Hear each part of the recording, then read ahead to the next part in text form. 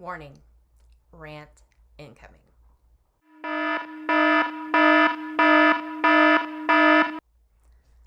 Okay, so let's talk a little about running a private studio. Mainly the things you wish your professors had taught you in college, but they just didn't. Number one, where to find students.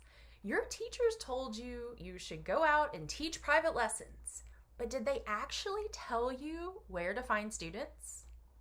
Or maybe they gave you advice straight out of the 1950s, like hang up flyers, call up band directors. Newsflash, it's the freaking 21st century, and that kind of crap just doesn't work anymore. Plus, who actually talks on the phone anymore anyway, right? They may also have told you you could find students by offering to teach a few free sections. So let's break that one down for a minute. Your professors are telling you to work without being paid. Do you think they would be teaching you if they weren't being paid? Probably not. This toxic concept of working for free to gain experience, or my favorite, exposure, gets me so freaking jazzed up. I mean, seriously, what other field actually encourages you to work for free? Now, don't get me wrong. Teaching sectionals is a great way to get students, but if you're going to put in the work, you should freaking get paid for it, right? You're working. You should be paid. Okay, number two, quarterly taxes. Did a single professor ever mention quarterly taxes to you? Me either. And let me tell you, I was in tears when tax time rolled around my first year of teaching, and I realized that, they're actually a thing. I owed more money than I had in my bank account.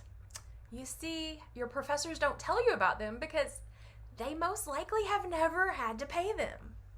And did you know that if you don't pay in your quarterly taxes, not only will you owe money come tax time, but the IRS can actually fine you for not having paid them on time. That's right, you're now paying penalties and interest. All right, number three, benefits. As a private music teacher, you most likely fall under the category of freelancer, meaning there's no one in the HR department to set up your retirement account for you. Because let's face it, you are the HR department in your business. You might be thinking, well, what's the point of a retirement account? Because as a musician, we're starving artists. We're not going to be able to retire anyway. We're going to have to work forever, right? Or maybe your thought, yeah, maybe I'll look into a retirement account. But then you see IRA, Roth IRA, SEP IRA, solo 401k, and your head starts to spin around like you're on The Exorcist because you have no idea what any of it even means. They don't cover this one in music school because either A, they also believe that they're never going to be able to retire, or B, HR did it for them, and they even have a freaking employer match. But here's the thing, you can retire. You want to retire, but you need to start planning for it right now. Don't wait. Oh, and don't forget about health insurance. If you are self-employed, then you also need health insurance. So you need to know where to find it, how to get the best coverage, and how to find the best premium. And yes, you need health insurance.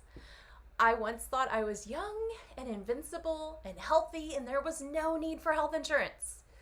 I was lucky, though, because my parents insisted that I have it. And thank goodness I listened, because I ended up in the hospital the last year of my master's degree with a ruptured gallbladder. Emergency surgery and 5 days in the hospital added up to more than my annual salary at the time. A lot more. And I was still left owing a few $1,000s for that surgery, which I didn't have. Now, while all these things may sound scary, they're simply things you need to learn about as a business owner. And even if you only have one student, remember, you're a business owner. And I go over each of these in detail in my signature course, Zero to Waitlist. I'll put it down below in the comments. So now I want to know, what is the one thing you wish you were taught in music school? Let me know in the comments.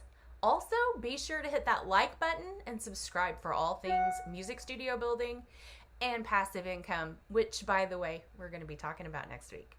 So until next time, peace out.